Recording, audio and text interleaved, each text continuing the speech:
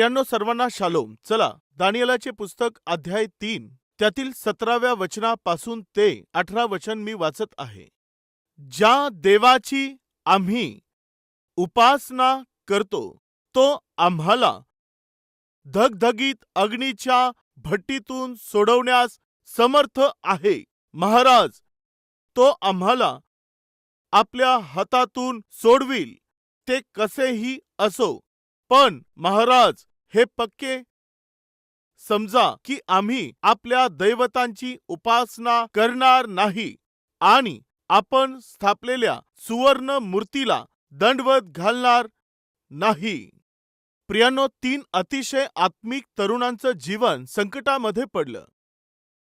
त्यांच्या जीवनामध्ये देवावरचा जो विश्वास होता तो त्यांच्या जीवनात संकट घेऊन आला. ते ज्या देवावरती विश्वास ठेवत होते त्या कारणामुळे आज त्यांचा प्राण जाईल अशा संकटामध्ये ते पडले.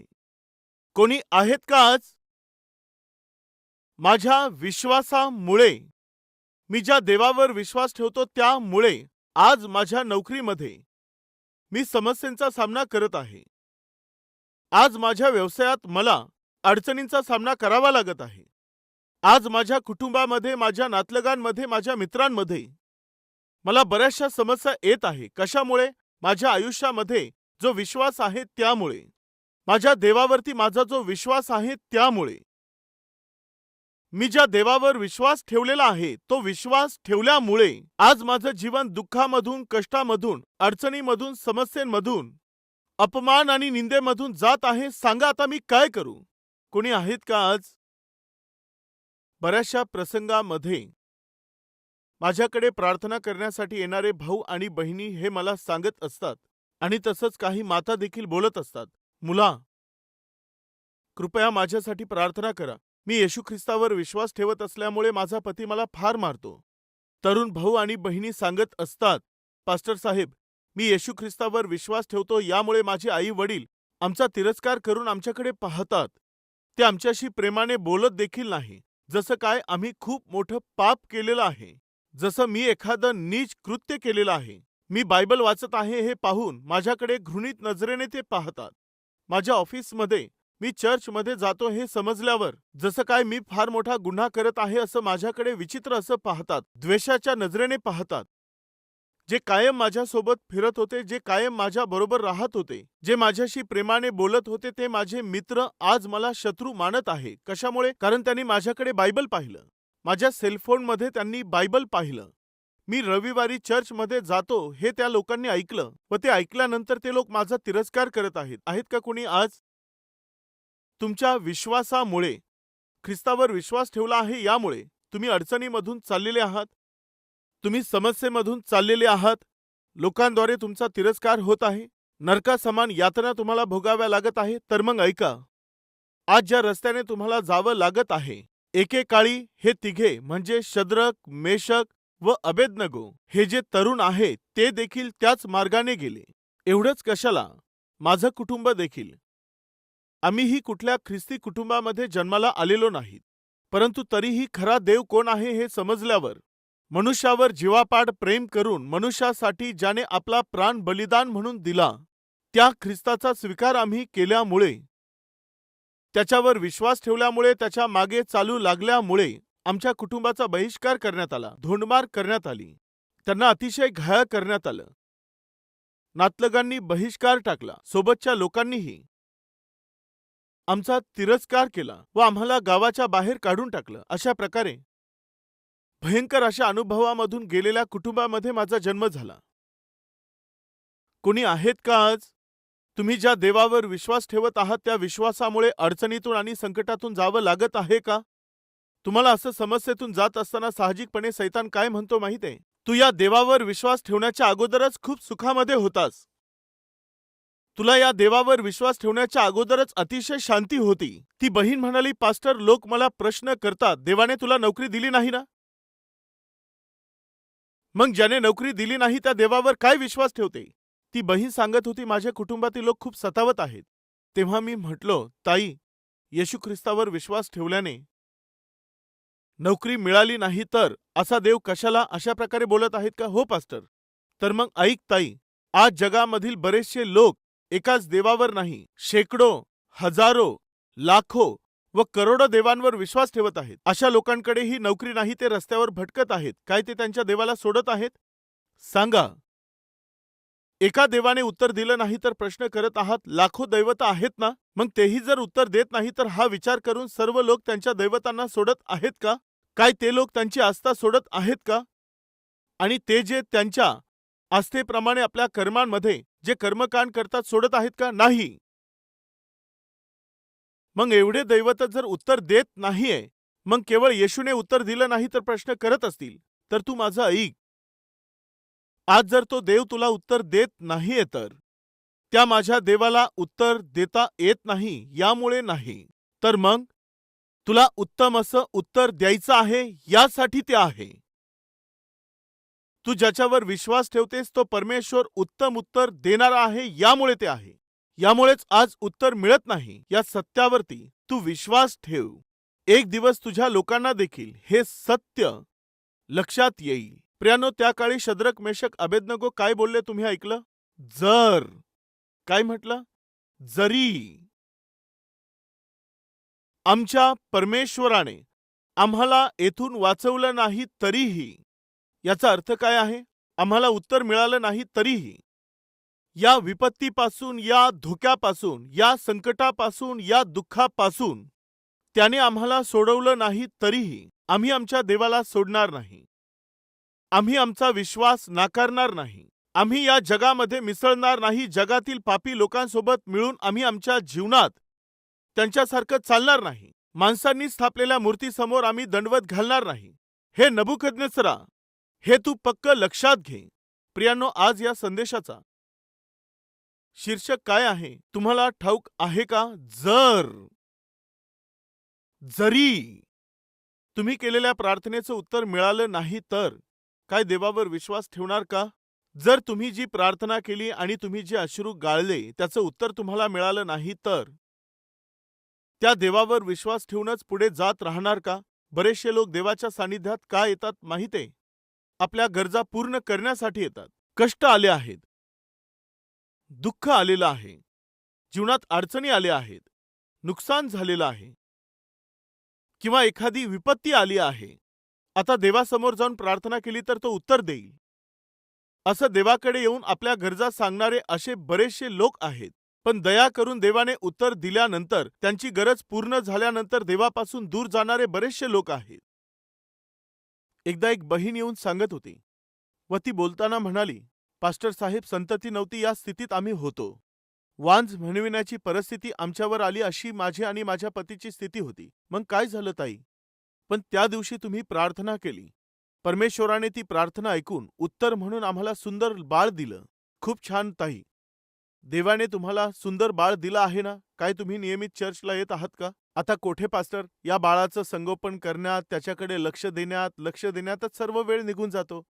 ते कोणत्या दशेत आले होते? अपमान होत असताना, निंदा केल्या जात असताना.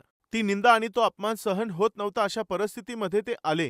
त्यानंतर देवाने काय केलं? त्यांच्यावर दया दाखवली, त्यांचा तो अपमान दूर केला. देवाने काय केलं? अद्भुत असं उत्तर दिलं, सुंदर अशी संतती त्यांना दिली. आता उत्तर मिळाल्यानंतर लोकांनी काय केलं पाहिजे? परमेश्वराने जेव्हा अश्रू पुसून अपमान दूर केले तेव्हा काय केलं पाहिजे? ज्याने आपला अपमान दूर केला, आपली निंदा दूर केली, त्या जिवंत देवाला प्रसन्न करायचं आहे, त्याच्यावर विश्वास ठेवायचा आहे आणि त्याच्या उपस्थितीमध्ये त्याला गौरव देऊन त्याचा आपण आदर करायचा आहे. मी म्हटलं, देवाने तुम्हाला उत्तर दिलं ना ताई? तुम्ही चर्चला येता का? नाही पास्टर, मुलाच्या संगोपनातच सर्व वेळ निघून जातो. म्हणजे इनडायरेक्टली हे काय बोलतात माहितीये? देवा, तू ही संतती दिली नसती तर आम्ही तुझ्या अवतीभवती फिरलो असतो. तू देऊन चूक केलीस. असंच असणार ना? देवा, जर तू उत्तर दिलं नसतं, जर तू बरं केलं नसतं, जर तू नोकरी दिली नसती तर आम्ही तुझ्याकडे येऊन तुझ्या चरणापाशी रडत बसलो असतो. आता तू नोकरी दिली ना, म्हणून नोकरीसाठी आम्ही रडत आहोत. तू आरोग्य दिलंस ना, तू दिलेली ताकद घेऊनच आम्ही आता फिरत आहोत. आहेत का कुणी आज आमच्यात? परमेश्वराने जे उत्तर दिलं त्यालाच आधार करून परमेश्वराला सोडून देऊन परमेश्वरापासून दूर जगत असणारे हे लोक आत्मिक अजिबात नाहीत. तर हे लोक कोण आहेत? गरजेपुरता देवाचा उपयोग करणारे आहेत व त्यानंतर त्याला सोडणारे आहेत. असे लोक आत्मिक नसतात. आजच्या दिवशी जे लोक हा संदेश ऐकत आहेत त्यांच्यात बरेचसे असे लोक असतील काही लोक सांगत असतात, मी 7 आठवडे येण्याचं ठरवलं होतं. कोठे? चर्चमध्ये. कशासाठी? कारण माझं संकट दूर व्हावं यासाठी. 7 आठवडे देवाकडे गेलो तर, 5 आठवडे देवाकडे गेलो तर, त्याच्याने काय होणार? देव मला उत्तर देणार आणि त्यानंतर नमस्कार घालून निघून जाणार. कृपया लक्ष द्या. आपल्या देवाला तुम्ही आठवड्यांमध्ये सीमित ठेवू नका. तो सीझनल देव नाहीये. तो कोणत्या आठवड्यांचा देव नाहीये. आपला परमेश्वर हा प्रत्येक दिवसांचा देव आहे. ज्याची उपासना आपण करतो तो देव आयुष्यभर त्याची उपासना करावी असा तो देव आहे. तो दररोज आराधना केल्या जाणार आहे. त्याला महिमा दिला जाणार आहे. रोज आम्ही देवाच्या मागे चालायचं आहे. रोज देवाच्या मार्गदर्शनामध्ये चालायचं आहे. त्याचं गौरव आपण करायचं आहे. पण गरजेसाठी उपयोग करणं हे काय आहे व त्यानंतर सोडून देणं किती वाईट आहे. याला आत्मिकता म्हणत नाहीत. असे लोक आमच्यामध्ये बरेचसे आहेत. परंतु पहा, हे शद्रक मेशक अबेदनगो नावाचे तरुण एक अद्भुत असा निर्णय त्यांनी घेतला व आपल्या सर्वांना ते प्रश्न करत आहेत. तो कोणता? पहा, ऐका, आमचा प्राण जाणार होता. डोळे बंद करून 2 हात जोडण्यामध्ये किती वेळ लागला असता सांगा? असं करण्यात किती वेळ गेला? 1 सेकंड. नबुकदनेस्सराने आज्ञा जाहीर केली होती. दंडवत घातलं नाही तर मारून टाकेल असं बोलला होता. हात जोडणं एवढं कठीण नव्हतं. डोळे बंद करून असं केलं तर झालं असतं. ते खूप सोपं होतं. पण कृपया ऐका, शद्रक, मेशक व अबेदनगो त्यांनी तो सोपा मार्ग निवडला नाही. खरं आहे, दोन्ही हात असे जोडून सोडून दिले तर होऊन जाणार. काही लोक बोलत असतात, पास्टर साहेब, आम्ही त्या ठिकाणी जाऊन काहीतरी असं करतो आणि असं करतो. पण मनामध्ये आम्ही देवाचं स्मरण करतो. परमेश्वरा, तू अंतःकरण पारखणारा आहे. आतमध्ये तर तूच आहेस. पण आमच्या समोर केवळ हे आहे. आम्ही तरी काय करणार? असं बोलणारे लोक नाहीत का? असे लोक नाही असं म्हणता का? सोपा मार्ग निवडणारे बरेचसे आहेत. शद्रक, मेशक, अबेदनगो यांना जर प्राण वाचवायचा तर तो अतिशय सोपा होता. काय करणं होतं? 2 हात जोडणं होतं बस. हे सोपं होतं की अवघड होतं? सांगा. असं एवढं करणं सोपं होतं की कठीण? खूप सोपं होतं. परंतु त्यांनी तो सोपा मार्ग निवडला नाही. कृपया ऐका, सोपा मार्ग कधीही निवडू नका. सोप्या मार्गाने जाऊन नोकरी मिळवण्याचा प्रयत्न कधीही करू नका. सोप्या मार्गाने जाऊन प्रमोशन मिळवण्याचा प्रयत्न कधीच करू नका. सोप्या मार्गाने जाऊन धन मिळवण्याचा प्रयत्न कधीच करू नका. तुम्ही सोप्या मार्गाने धनसंपत्ती मिळवण्याचा प्रयत्न करू नका. सोपा जो मार्ग आहे तो अतिशय रुंद असा मार्ग आहे. तो नरकामध्ये जाणाऱ्या लोकांसाठी तयार केलेला मार्ग आहे. त्या मार्गाने तुम्ही चालू नका. तर मग जेही तुम्ही कराल ते तुम्ही मेहनतीने कमवा. परिश्रम घेऊन मेहनतीचं फळ कमवा. तो अरुंद मार्ग आहे. तो खऱ्या लोकांनी चालण्याचा मार्ग आहे. तो स्वर्गामध्ये घेऊन जाणारा असा अद्भुत मार्ग आहे. शद्रक, मेशक, अबेदनगो यांनी तो रुंद आणि सोपा मार्ग निवडला नाही तर कोणता मार्ग निवडला? त्यांनी कठीण असा मार्ग निवडला. संघर्षांनी भरलेला मार्ग निवडला. कष्टांनी भरलेला मार्ग त्यांनी निवडला. ते ठाम निर्णय घेऊन बोलले, राजा, तू उभ्या केलेल्या या मूर्तीसमोर आम्ही दंडवत घालणार नाही, नमन करणार नाही. तुम्हाला मारण्यात येईल. ठीक आहे, तुम्ही तुमचं काम करा. आमचा परमेश्वर तुमच्या हातामधून, अग्नीच्या भट्टीमधून आम्हाला सोडवण्यासाठी सामर्थी आहे व सक्षम आहे. अद्भुत असा विश्वास त्यांनी ठेवला. मोठा भरोसा ठेवला. व जरी, हे आणखी विशेष आहे, जरी आमच्या देवाने आम्हाला सोडवलं नाही तरी, म्हणजे आमच्या प्रार्थनेचं उत्तर मिळालं नाही तरी, आमच्या देवाने जरी आमचं संरक्षण केलं नाही तरी, या विपत्तीपासून, जीव जाणाऱ्या या संकटापासून, या क्लेशापासून आमच्या देवाने आम्हाला वाचवलं नाही तरी, नबुकदनेस्सरा, आम्ही काय करू ते ऐक. आमच्या देवाने आम्हाला सोडवलं नाही तरीही आम्ही आमच्या देवाला सोडणार नाही. त्या देवाला आम्ही कधीही सोडणार नाही. देवावरचा आमचा विश्वास कधीही सोडणार नाही. जरी उत्तर मिळालं नाही तरीही आम्ही आमच्या देवाला सोडणार नाही. आम्ही या जगाप्रमाणे करणार नाही. पापी लोकांमध्ये आम्ही मिसळणार नाही. आमचा विश्वास सोडून आम्ही जाणार नाही. आम्ही आमच्या देवावरतीच विश्वास ठेवणार. अद्भुत अशी ती आत्मिकता होती. जरी म्हणजे उत्तर मिळालं नाही तरी, जरी तुमच्या क्लेशामधून, विपत्तीमधून, तुमच्या संकटांमधून, तुमच्या आजारांमधून देवाने सोडवलं नाही तरीही, काय तुम्ही देवावर विश्वास ठेवणार? तरीही देवावर विश्वास ठेवून तुम्ही जगणार का? तरी देखील त्याच्यावरच तुम्ही आधारित राहणार का? हीच आहे खरी आत्मिकता. परंतु आमच्यातील अनेकशे लोक देव उत्तर देत नाही असं म्हणून देवाच्या उपस्थितीत येणं सोडून देणारे लोक नाहीत का? पास्टर साहेब, माझ्या पतीने देवावरती विश्वास ठेवला. त्याने बाप्तिस्मा देखील घेतला. पण आता तो चर्चमध्ये येत नाही, येणार नाही असं बोलत आहे, असं त्या बहिणीने मला सांगितलं. पास्टर, प्रार्थना केल्यानंतर देवाने आम्हाला संतती दिली, पण मग आता आनंदी झालं पाहिजे ना. मग आता ते देवाच्या सानिध्यात का येत नाही? बाप्तिस्मा देखील घेतला आहे, पण आता तो देवावरती रुसून बसला आहे. पास्टर, का रुसला आहे? पास्टर, मुलगा मागितला होता, पण परमेश्वराने मुलगी दिली म्हणून मी येत नाही. कोठे नाही यायचं बोलत आहे? चर्चमध्ये यायचं नाही. त्याच्या सानिध्यात मला जायचं नाही. का नाही यायचं? मी मुलगा मागितला तर मुलगी दिली म्हणून. ऐका प्रिय भाऊ आणि बहिणींनो, लग्न होऊन 15 वर्ष होऊन गेले, 20 वर्ष होऊन गेले, 30 वर्ष होऊन गेले, तरीही एक ना एक दिवस परमेश्वर उत्तर देईल अशी मनापासून वाट पाहणारे पती पत्नी लाखोंच्या संख्येमध्ये आहेत. पण देवाने दया करून एक सुंदर मुलगी तुम्हाला दिल्यानंतर त्यावरून देवावर रुसणं हे योग्य आहे का? काही मुलं आई वडिलांनी केलेल्या पापामुळे किंवा जी खबरदारी घेतली पाहिजे ती न घेतल्यामुळे असू शकतं, किंवा मग वंश परंपरेने चालत आलेल्या अपंगत्वामुळे, दुःखामुळे, आजारांमुळे काही लहान लेकरं अतिशय दुर्बळ जन्माला येतात. जेव्हा त्यांना प्रार्थनेसाठी घेऊन येतात तेव्हा माझं हृदय वेदनेने भरून जातं. पास्टर, प्रार्थना करा, आमचा मुलगा 7 वर्षांचाच आहे. काय झालं ताई? माहिती नाही पाळक साहेब. जेव्हा तो जन्मला तेव्हाच त्याला डोळे नव्हते. तेव्हापासून आमचा मुलगा आमच्या डोळ्यांसमोर आहे, परंतु जेव्हाही आम्ही त्याच्याकडे पाहतो आमच्या डोळ्यांमधून अश्रू येणं हे थांबत नाही. मग देवाने मुलगी दिली म्हणून तुम्ही रडता.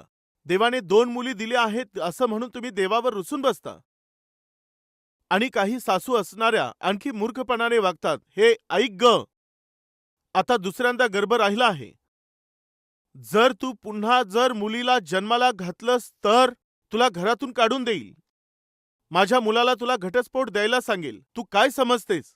अगोदर सांगून ठेवते, मुलगा झाला पाहिजे, मला नातूच पाहिजे. ज्या सासू आहेत तुम्ही ऐका. तुम्ही जे बोलता ते मुलाला बोलून पाहू शकता ना? अरे गाढवा, एक मुलगी झाली बस झाली. आता जेव्हा मुलगा होईल तेव्हाच मी तुझं तोंड पाहणार, नाही तर तुझं तोंड पाहणार नाही, असं मुलाला बोलू शकता ना? पण तुम्हाला सूनच मिळते का? धमक्या देण्यासाठी, तिला दोष देण्यासाठी? मुलगा जन्माला घालायचा की मुलगी जन्माला घालायची हे सुनेच्या हातात असतं का? संतती ही परमेश्वराने दिलेली देणगी आहे. त्या देवाने जे दिलेलं आहे त्या देणगीचा स्वीकार करायचा आहे. त्याऐवजी आपल्या सुनांना रडवणाऱ्या सासा, पत्नीचा छळ करणारे, तिला धमक्या देणारे पती, असे बरेचसे लोक आहेत प्रियानो. आणि काही लोक तर आणखी पुढे जाऊन देवावरतीच रुसून बसून मला नाही यायचं. याने कोणाचं नुकसान होणार आहे सांगा? त्याने तुमचं अधिक नुकसान होणार. जर तुम्ही परमेश्वरावरती रुसून बसाल तर कष्टांच्या खोऱ्यामध्ये जाऊन पडाल. देवावरती रुसून बसू नका. शद्रक, मेशक व अबेदनगो ते काय म्हणाले? आमचा परमेश्वर उत्तर देण्यासाठी तो सामर्थ्य आहे. जरी उत्तर दिलं नाही तरी आम्ही आमच्या देवाला सोडणार नाही. काही संदर्भांमध्ये परमेश्वर आपल्या प्रार्थनेचं उत्तर देणार नाही. काही प्रसंगामध्ये, कधी-कधी आयुष्यामध्ये, काही लोकांच्या जीवनामध्ये देव त्यांच्या प्रार्थनेचं उत्तर देणार नाही. असं जर उत्तर मिळालं नाही तर आपण फार दुःख करतो. आम्ही खूप रडू लागतो. अतिशय वेदना होतात. तुमच्या आयुष्यामध्ये तुमच्या प्रार्थनेचं उत्तर मिळालं नाही असे काही अनुभव आहे काय म्हणता पास्टर? त्यामध्येच आम्ही जगत आहोत. आमच्या प्रार्थनेचं उत्तर देखील मिळत नाहीये. प्रियांनो, जखऱ्या आणि अलिशिबा लूक शुभवर्तमान अध्याय 1 5व्या वचनापासून जर आपण त्यांच्याबद्दल पाहिलं, जखर्या व अलिशिबा हे परमेश्वराच्या प्रती अतिशय नीतिमान आणि विश्वासू असं कुटुंब होतं. सात्विक असं जीवन ते जगत होते. ऐका, मलाखीचे पुस्तक आणि नवीन कराराच्या मध्ये 400 वर्षांचा मोठा अंधकाराचा काळ गेला. त्या 400 वर्षांमध्ये कोणीही संदेष्टा झाला नाही. त्या 400 वर्षांच्या काळात मनुष्याच्या पापाचं खंडन करून त्याला इशारा देऊन पापी मनुष्याला परमेश्वराकडे वळवणारा कोणीही संदेष्टा आला नाही. अशा त्या भयंकर अंधकाराच्या काळामध्ये एक कुटुंब, एक पती पत्नी, एक दाम्पत्य त्या पापी दिवसांमध्ये, अंधकाराच्या दिवसांमध्ये, अंधकारामध्ये पापी कृत्य करणाऱ्या लोकांमध्ये त्यांनी आपल्या आत्मिकतेला जपलं. त्यांनी आपलं कॅरेक्टर सांभाळलं. त्यांच्या आसपासचे लोक कसंही जीवन जगत होते, परंतु ते मात्र मनमर्जीचं जीवन न जगता देवाच्या इच्छेप्रमाणे ते जगले. बायबलमध्ये आम्हाला ते दिसतं. पहिला अध्याय 5 वचन पहा. यहुदियाचा राजा हेरोद याच्या दिवसात अबियाच्या वर्गातील जखर्या नावाचा कोणी एक याजक होता. त्याची पत्नी अहरोनाच्या कुळातील असून तिचे नाव अलिशिबा होते. ती उभयता देवाच्या दृष्टीने नीतिमान होती आणि प्रभूच्या सर्व आज्ञा व विधी पाळण्यात निर्दोष होती. ते देवाच्या दृष्टीने निर्दोष होते. कोणतंही ढोंग नव्हतं. खरेपणाने देवाची सेवा करत होते. आमच्यातील बरेचसे लोक माणसांच्या दृष्टीने नीतिमान आहेत. ते माणसांच्या दृष्टीने खरे आहेत. माणसांच्या दृष्टीत प्रार्थना करणारे आहेत. माणसांच्या दृष्टीत पवित्र आहेत. पण आतून मात्र नीच असे कृत्य करणारे आहेत. ते आतून अशुद्ध अशा वासनांनी भरलेले असे आहेत. पण बाहेरून आत्मिक असे दिसून येणारे आपल्यामध्ये बरेचसे लोक आहेत. ते आमच्यासारखे अजिबात नव्हते. जखर्या आणि अलिशिबा ते देवाच्या दृष्टीने नीतिमान जीवन जगत होते. मग नीतिमान लोकांनी प्रार्थना केल्यानंतर देवाने ती ऐकली पाहिजे ना? माहिती नाही का? त्यांच्या प्रार्थनेचं उत्तर हे मिळालं नाही. कोणती होती त्यांची प्रार्थना? परमेश्वरा, मूलबाळ होत नाहीये. देवा, मुलं नाहीयेत. तू गर्भाचं फळ दे. एक सुंदर अशी संतती दे. देवा, एक सुंदर बाळ आम्हाला दे. सुंदर असं लेकरू दे. देवा, लोक आमची निंदा करत आहेत. हे लोक तर सेवेत आहे, सेवा करत आहे, पण मुलं नाहीयेत. देव जर यांचीच प्रार्थना ऐकत नाही तर या लोकांनी आमच्यासाठी प्रार्थना करून देव कोठे ऐकणार आहे? असं बोलून ते निंदा करत आहे. असं बोलून आमचा तिरस्कार करत आहेत. देवा, आम्हाला मूलबाळ दे देवा. पण उत्तर मिळालं नाही. 1 महिना होऊन गेला, उत्तर आलं नाही. 1 वर्ष होऊन गेलं, उत्तर मिळालं नाही. आता ते वयातीत आणि वृद्ध होऊन गेले, पण तरी उत्तर मिळालं नाही. देवा, नीतिमत्वाने जगलो तर, प्रभू, धार्मिक असं जीवन जगल्याने काय आमच्या प्रार्थनेचं उत्तर मिळणार नाही का? तुझ्यासमोर खरेपणाने जगून देखील काय तू आमच्या प्रार्थनेचं उत्तर देणार नाहीस? अशा प्रकारे उत्तर न देताच सर्व वेळ निघून गेला. देवा, तू का आमच्या प्रार्थनेचं उत्तर दिलं नाही? असे प्रश्न त्यांनी केले नाहीत. देवा, तू का मला असं वांज असं सोडून दिलं, संतती रहित असं ठेवलं आहेस? त्यांनी देवाला प्रश्न केला नाही. तर परमेश्वराच्या सर्व आज्ञेप्रमाणे देवाच्या सर्व विधी पाळण्यामध्ये वृद्धकाळ येईपर्यंत परमेश्वर त्यांच्या प्रार्थनेचं उत्तर देत नाही असं दिसत होतं, तरीही त्यांनी देवाला सोडलं नाही. ही आहे खरी अशी आत्मिकता. कधीही देवाला तुम्ही सोडू नका. देवाच्या प्रती माझा विश्वास न सोडता मी मरेपर्यंत मी माझा विश्वास कधी सोडणार नाही, सात्विकपणा सोडणार नाही.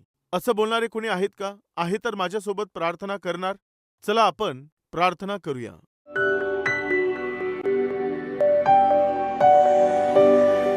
पवित्र परमेश्वर देवा, अनेकदा काही प्रार्थनेचं तू उत्तर का देत नाहीस? आणि कित्येकदा तू प्रार्थनेचं उत्तर देण्यासाठी उशीर का लावत असतोस? उत्तर न देण्यामागचं तुझे उत्तम आणि महान असे संकल्प कोणते आहेत? प्रार्थनेचं उत्तर देण्यासाठी उशीर लागत आहे यासाठी तुझ्या उत्तम योजना कोणत्या आहेत? सरळ आणि स्पष्टपणे आम्हाला समजून येतील असं तू आम्हाला दाखवलं आहेस. यासाठी तुझे आभार मानतो देवा. ज्या प्रार्थनेची उत्तरे तू दिलीस त्यासाठी आभार मानतो. आणि ज्यांना उत्तरे दिले नाहीस, उत्तरे देण्याच्या बाबतीत शांत आहेत, त्यांच्यासाठी देखील अगोदरच आम्ही तुला धन्यवाद देत आहोत. कारण देवा, तू उत्तम अशा गोष्टी आमच्यासाठी राखून ठेवलेल्या आहेस. ही गोष्ट अगदी सत्य आहे. देवा, या सत्याचा स्वीकार करणारे आम्ही, तू शांत राहतो तेव्हा आम्ही आमच्या विश्वासाला मजबूत करून उत्तम अशा उत्तराची वाट पाहत राहून, देवा, जर तू उत्तर दिलं नाहीस तरी देखील तुझ्या मागे चालत राहावं, तुझ्यावरच विसंबून राहावं, असं अद्भुत जीवन तू आम्हाला दे. येशूच्या नावाने ही प्रार्थना मागतो बापा. आमेन.